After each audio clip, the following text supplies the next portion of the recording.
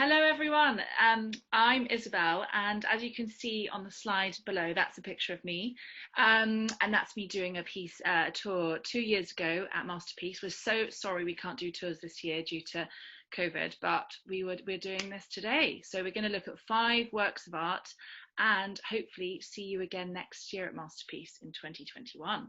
So the first one we're going to look at, if we can skip forward to slide 2, this is the Pantheon. And it is by Panini.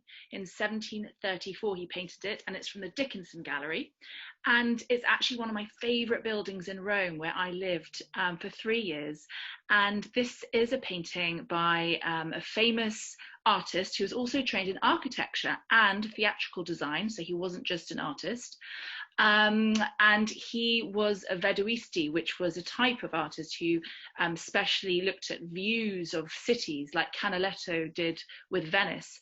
And this painting is looking at the Pantheon, which is still one of the greatest tourist attractions of its day then, as it is now.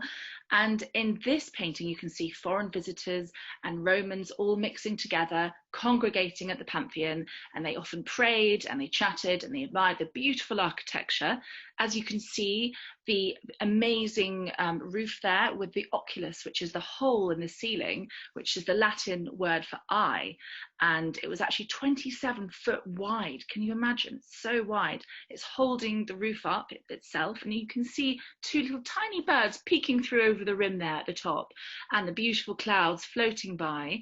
Now the doors are open at the back of the painting, and you can see through the doors out to the piazza at the back, where there's an obelisk, which is a famous sort of Egyptian monument, which is sort of tall and pointy, and there's lots of those dotted around Rome. And so this is actually from a viewpoint that's not really real, but it's for the artist to get the whole of the scene into the painting.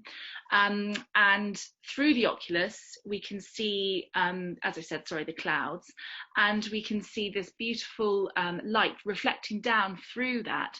And Panini actually did a few of these paintings, and at different times of the day, the light, the circle of light, is in different areas of the Pantheon. And I'm not sure what time of day this is. I like to think it's morning maybe, and you can see all those people dotted down below having chats and discussions.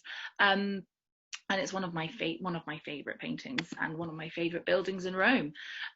Now, on to the next slide, Nathan, sorry, slide 4.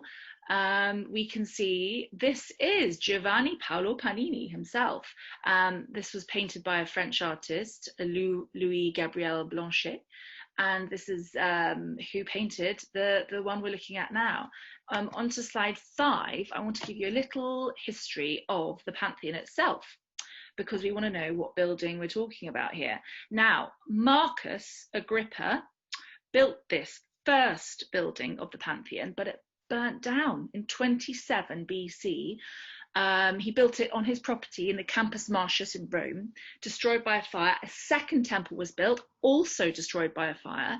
And then 40 years later, Emperor Hadrian, Saviour, built the structure that's standing today.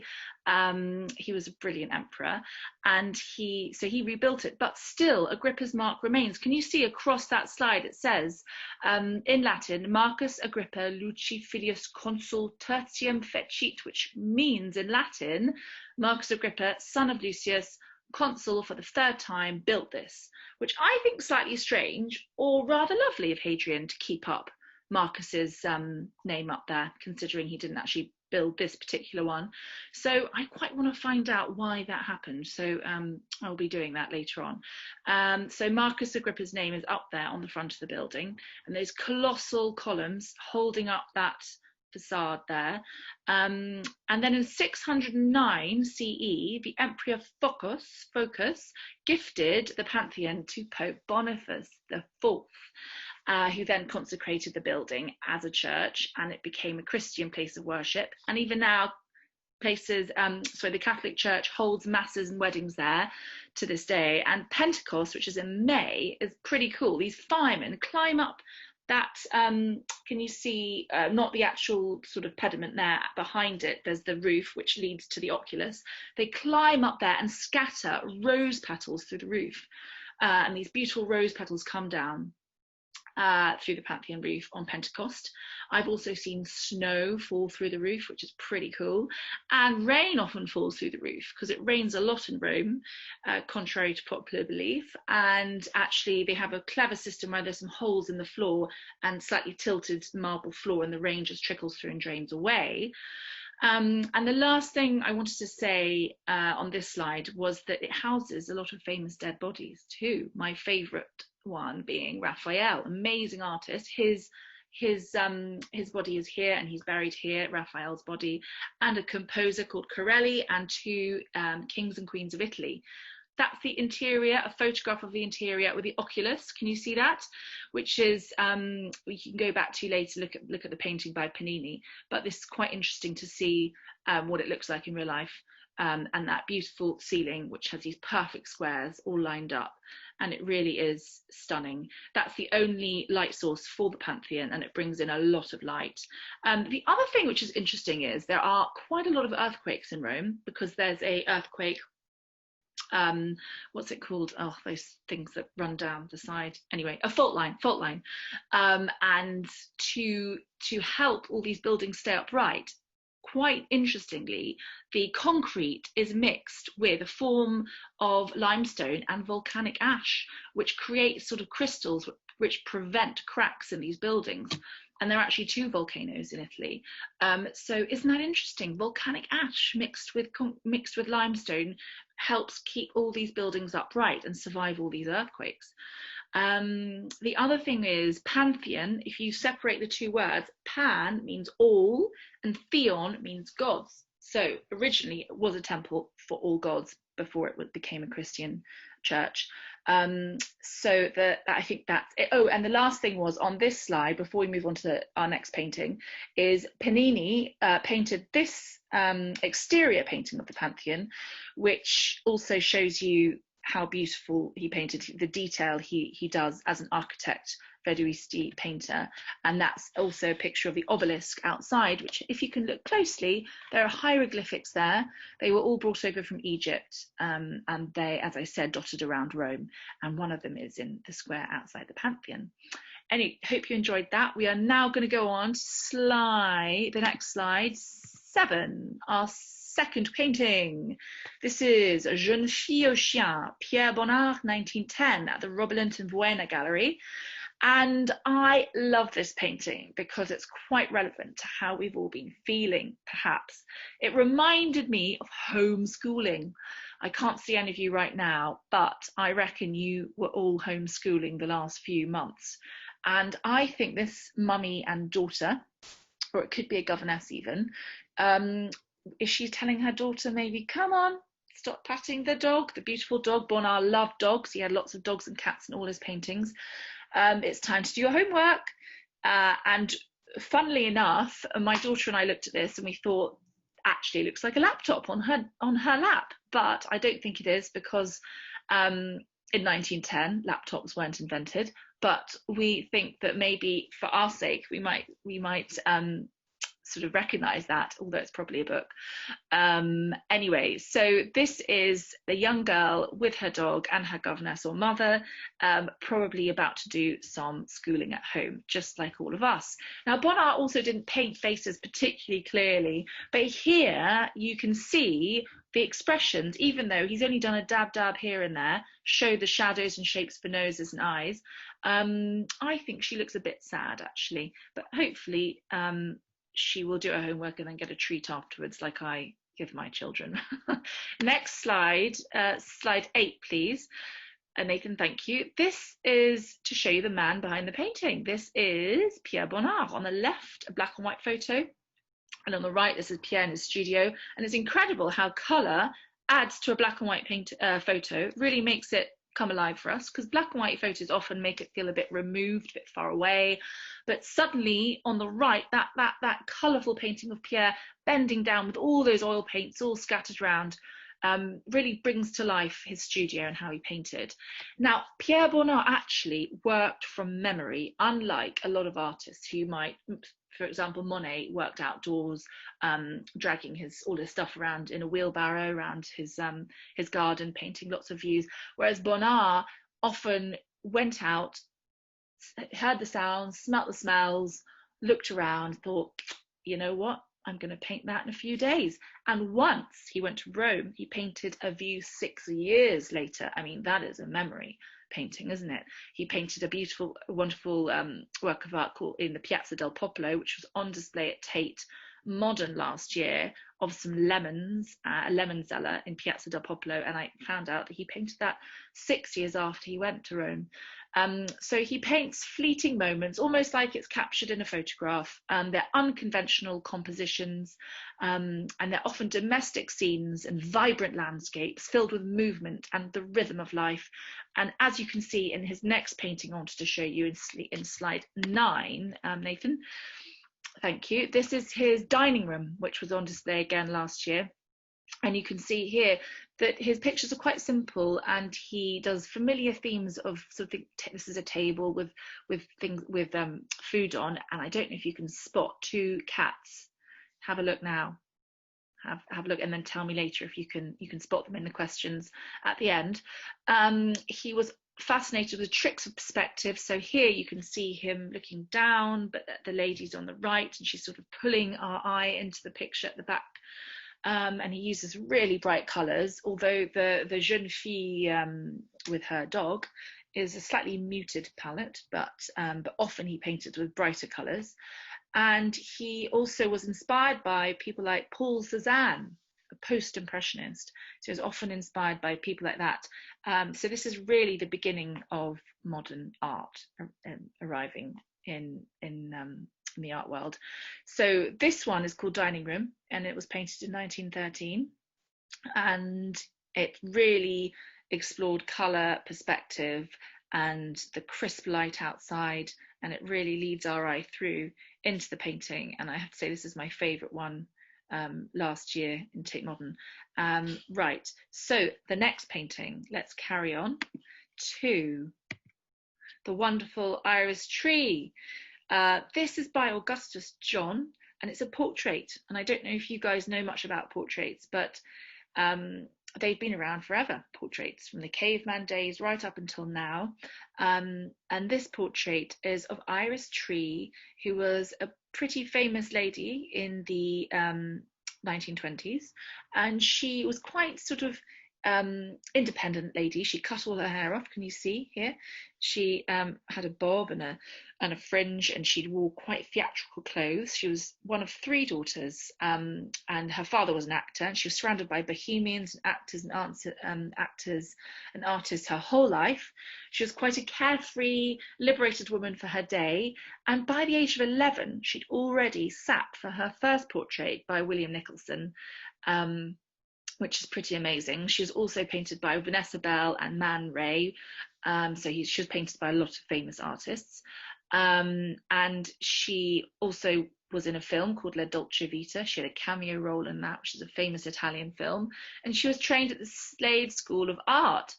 And she cut her strawberry blonde hair off to a short bob. She dressed in bold combinations of clashing colours and dresses, and she often designed the clothes herself. And she was very carefree and quite headstrong, and often didn't sort of ask her parents' permission to do things, and went off and did what she wanted. But I think she was a beautiful lady. And I want to show you in the next slide here. Yeah, thank you. This is the William Nicholson portrait, aged 11. Can you see how different she looks? She does not have that hairstyle. So she really did change how she looked the older she got. And here she looks like a completely different person, I think, with her hair in the sort of Princess Leia Star Wars hairstyle, and quite sort of boring clothes compared to what she was wearing, her crochet top in the actual portrait. And I want to show you now a picture of her photograph, because obviously this is 1920 and photography has arrived now. The next slide, 12, we can see this is Iris on the left, beautiful Iris with her bob. So we can see a real photo of her. And on the right, this is the artist who painted the painting, called Augustus John. Now, he was pretty bohemian too. I don't know if you know what bohemian means. It means sort of quite sort of crazy, quite sort of sort of original and not afraid to be unconventional and boring, quite sort of fun and outrageous. He was Augustus Edwin John, born on the 4th of January 1878. He was a Welsh painter and he was a draftsman, which means he was very good at drawing. He was also an etcher, and for a short time in 1910 he was actually the most important person in post-impressionism in the UK. And post-impressionism was after impressionism, so what came after people like Monet and Renoir. So he came and brought across post-impressionism to England, and he also had 8 children, incredible. But because he had so many children, he actually had to take portrait commissions to support his family, which is often what happened with portraits. Artists, actually Gainsborough, who's a famous artist, also had this problem. He wanted to do lots of his own stuff, but to keep the family going, to keep bringing in money, he did portraits of famous people and got paid. And that often happens with portrait artists. They also want to do their own work of art, but they have to keep all the portraits going along this on the side to keep their finances and their livelihood, really. So Augustus John was very talented. He is also a war artist. He painted in the First World War art, and he was a mural artist, which means he drew and painted on walls. And his sister was also a famous artist called Gwen John, who's a favourite of mine, sadly not that well recognised when she's alive as much as her brother, but she is now. Also, Augustus John was a member of the Royal Academy. Right, next slide, next painting, painting 3. Thank you, Nathan. This is The Little Artist by Picasso. Picasso is so famous, I hardly have to even mention who he is because I'm sure you all know. And we've done a lot of tours, and there are a lot of children from Little Grand Tour watching today. And we did the Picasso at Tate a few years ago. And this one is called The Little Artist Françoise, which is Picasso's wife, Françoise, with Claude and Paloma, his son and daughter, painted in 1954. And this is brought to us by the Weston Gallery this year at Masterpiece. Now, Picasso was one of the most famous artists of the 20th century, and he is brilliant at drawing, and he loved doodling from a young age sort of, I don't know, literally 1. His first word was pencil in Spanish, and he was just a phenomenal artist. Now, this painting, what can you see? We can see a mother leaning over, that's the mother Françoise, leaning over her son on the left and her daughter on the right, and they're practicing drawing. And I love the colours here. You can see the girls in a sort of yellow box, the boys in a sort of blue box, and the mother's in the purple. So we've got 3 colours there we're working with, and it's very simple. And it's not one of Picasso's really bright, colourful paintings, but it is a cubist work of art. So that's what he brought to the art world, cubism, which we'll talk about in a little bit. But I want you to have a look at this painting and see the colours, how he's done created the people. They're quite large, you can't really see the faces, but you can get what's happening here, which is a mother who's sort of teaching her children how to draw. Even as a child, Picasso was better at drawing than many adults. He could draw and paint anything.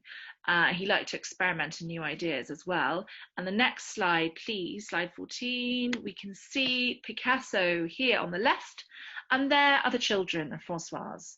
And it's a lovely picture of all of them, isn't it? That's the Claude on the left and Paloma, his daughter, on the right, and they're having a lovely time there. They're all laughing. And there's Picasso, slightly older, with his sort of beret on his head. And the next slide, oh, sorry, no, quickly there, I wanted to say one of his quotes, because I love quotes. And he said, "Every child is an artist. The problem is how to remain an artist when he grows up." So that's to all of you children out there watching today. Every child is an artist. And I'd love you to paint something today for me, please, if you can, later on, and be inspired by any one of these 5 works of art. Next slide, we can see in slide 15, yeah, perfect. We can see Picasso with, this is Claude. And here they are drawing just like the painting that we've just seen from Masterpiece. And this is them, I think in the summertime probably. And I just think it's just wonderful. I could look at this photograph for ages. Just look at his little hand drawing something there. I'm not sure what it is, but anyway, there's his dad helping him out. The next slide, please, 16. I wanted to show you all, I think you're all fans of animals, and Pablo Picasso was a fan of his dog, his favorite dog, Lump. This is Lump. And he loved his dogs, and he also wanted to tell you about Paloma, his daughter, which means peace in Spanish. And he drew the Dove of Peace, which is a famous work of art for the Peace Conference, International Peace Conference in 1949. And I think maybe potentially his daughter was named after that. And I just wanted to show you how sweet that this photo is of Picasso with this huge dog on his lap. Anyway, so we're gonna actually, no, sorry, I made a mistake. That Lump was a dachshund. This is not a dachshund, guys. I'm not actually sure what this is. In fact, if someone could tell me at the end what breed of dog this is, I'd be very grateful. But this is one of his many dogs. But Lump was a dachshund. We can Google that later. Right. Lastly, the next slide, 17, please. This is showing Picasso in all his forms. So this is one of his paintings he did when he was on the left, his sister's communion. He did this when he was 15. It's incredible. What talent. And we can see his sister having her first Holy Communion. And then I'm just contrasting it with his cubism later on. This is The Lady Crying, and this is in Tate Modern, this painting. And this is really so different. And I want you just to look at the two different styles and show how Picasso, in essence, was incredibly talented, just with the raw talent on the left. And then he wanted to just, create his own art movement in the end. He was too big, and he too sort of had so many ideas. He came across he sort of thought of cubism, and he went with it, and he was one of the most famous cubist artists ever. And I want to tell you about cubism quickly. It's when an artist paints an object like a bottle or a person like this from lots of different angles, all in the same picture. So you see the front, the side, the back, all together, and it's a bit like an X-ray. It's like having X-ray eyes. So I wanted to show you the difference in styles that Picasso had the potential to create. And the last painting, which I love, shows on slides, the next slide, sorry. Yeah, he did this, Picasso, aged 9. It's called La Picador, which means bullfighter. And aged 9, he did this painting, and I think it's totally charming. I don't know who owns it, but I would sort of buy it if I could, because I think it's great. Okay, the fourth painting we're going to look at today is on slide 19. If we could go to slide 19. Yeah, perfect. This is The Station Approach in Manchester by Lowry. I don't know if anyone here knows Lowry, but we often talk about Lowry on our we actually cover him in our Four Seasons tour at the Little Grand Tour. And I always think his paintings look like he's always in the winter, because it just always looks like it's snowing. But it isn't snowing. It's just his palette, Lowry's palette. He painted, this artist Lowry, we'll have a look at him in a second on the next slide, but he painted this painting, actually this is from the McConnell Mason Gallery, and it's painted in 1960. He painted ordinary working class people in everyday life in the north of England, particularly factory streets, beach scenes, ports and mills, and he had a very distinctive matchstick figure look. If you can see on this painting, it's a bit like Where's Wally, I always think, because you can really spot some fun things going on here if you zoom in. And they're going about their everyday life. I think this is potentially the big morning commute. Everyone is rushing towards the station, and they're about to jump on the train. And Lowry was actually one of the greatest 20th century British artists, and he depicts many industrial landscapes, which means landscapes with factories, smoke billowing out of them. And at the back here, you can see all those towers that are all probably for coal or cotton mills, all in the north of England. And he was actually from Lancashire, and he lived and worked and stayed there for 40 years. A funny thing is, though, he did give some of his doodles to his milkman, who did not throw them away, I think, and sold them quite a lot of money later on. But he, often during his lifetime, his work, well, at the beginning, people didn't really rate it much, and then it got more famous, and now they're really, really expensive to buy. Now I want you guys to have a look here and think, can you spot smoking chimneys, terraced houses? What are the figures doing? Where are they going? I'm just gonna have a look now. We can see cars, we can see a buggy, children walking around. There's even a little post box. Can you spot the post box down there, bottom right? Big red post box, yes. Now I want to go on, please, to slide 20. This is Lowry, self-portrait of Lowry on the left, and a photograph of Lowry on the right. He actually was fascinated with the industrial landscape because he said no one had painted it before, which is right. And has anyone even painted it since? Lowry just wanted to have a shot at it, which means he wanted to have a go at painting things like factories, things that people would normally not paint, because most people painted things like beautiful trees or beach scenes, but he wanted to paint where he lived. And this was where he lived and grew up. He would often walk around the streets on Saturdays when it was busy and absorb the views, the atmosphere, listen to thumping machinery, and this was the reality of England at the time. And it wasn't idealised or perfect, but it was Lowry. The next slide, quickly, sorry, I realise I'm actually running a bit over time.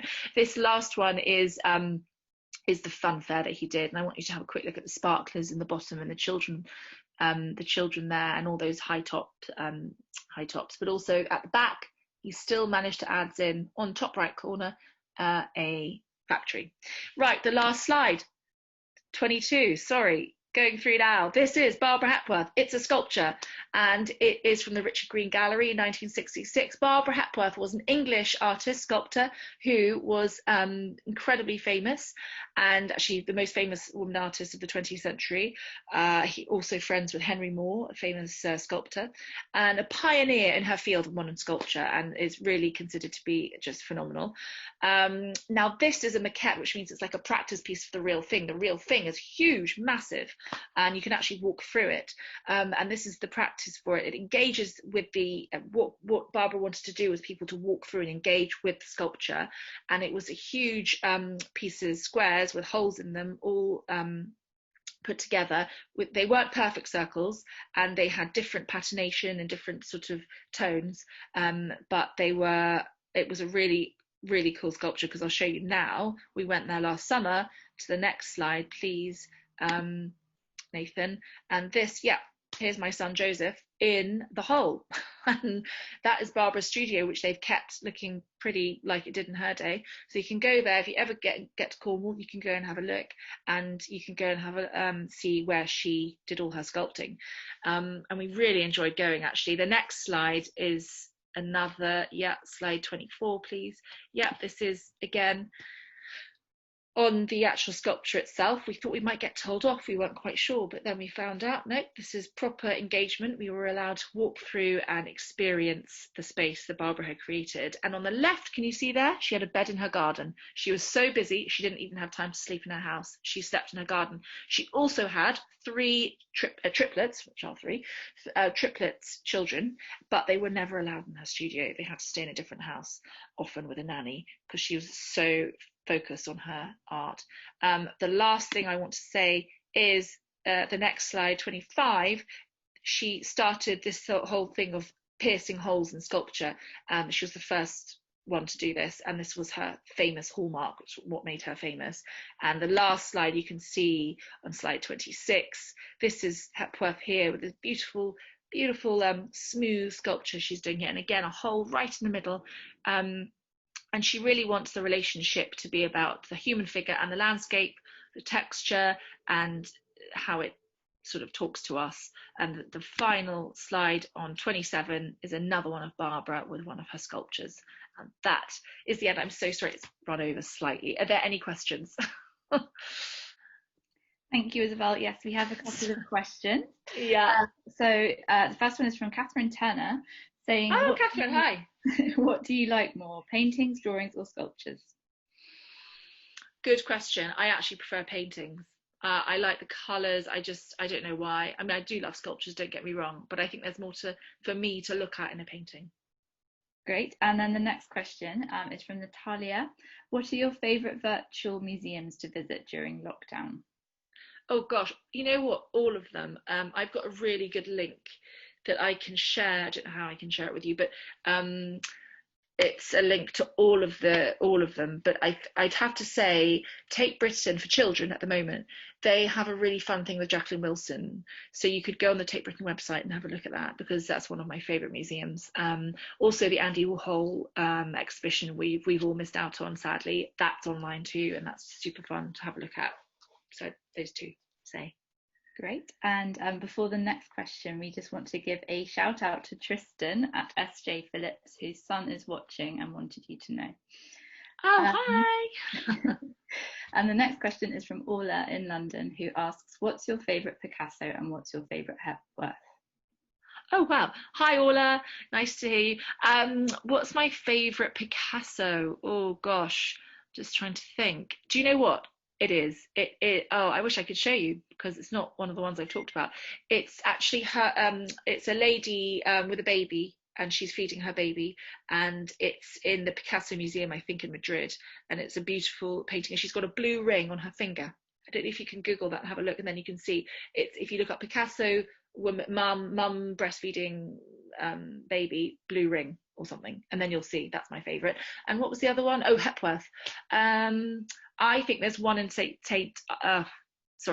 Ives, which is, I don't know what the name of it is though, it's awful, but it's a bronze one overlooking the sea when you get there, and it's just in a beautiful location, and that's my favourite one. One more from Jago. Did you or someone in your family paint any of the paintings behind you? Oh, Jago, that is super on it. Now, let me have a look. No. Oh, actually, my sister Kate Oh, and she's watching. Hi, Kate. I hope you're still online. Kate there, she did that etching. She's an etcher. She does loads of etchings. That's one of them. Not. I've got about 10 around the house. That's one of them. And the rest are all by artists. Some during artist lockdown. This is by Christabel Forbes, and that's during the lockdown. That's painted with pigments from a river in Devon. So she used all the stones in the river, and she squeezed out all the pigments, and she used those pigments to paint this painting here. And I want to show you my favourite one. Sorry if I can do that. That's by a man called Kit. Oh God, I've forgotten his surname. Kit did that, and that was at the Royal Academy Summer Exhibition. And the last question, Phoebe is keen to know if you have any copies of famous paintings in your house, and says you have some wonderful pictures behind you. Oh, thanks, Phoebe. Is that Phoebe? The Phoebe I know? I don't know. It might be Phoebe Mumford. Anyway, hi Phoebe. Do I have any? I did have a Picasso, but it was The Bathers by Picasso, but I actually took it down because I didn't like it. There are Picassos I don't like, and I don't like The Bathers. I do have that. Let me get it. Hang on. There we go. And it's by my friend David. And what is it? La Joie de Vivre. There you go. La Joie de Vivre. Is that Cubist, everybody? I can hear you say yes. And sorry, another final question, and we'll end with this one. What advice do you have for learning to paint? Learning to paint. I think you've got to do a bit of a preparatory drawing, a bit like that maquette of Barbara's when she practiced. You've got to do a preparatory. You've got to get a pencil, and you've got to do it with the pencil first, and then slowly add colour, and don't rush it. That's what I'd say.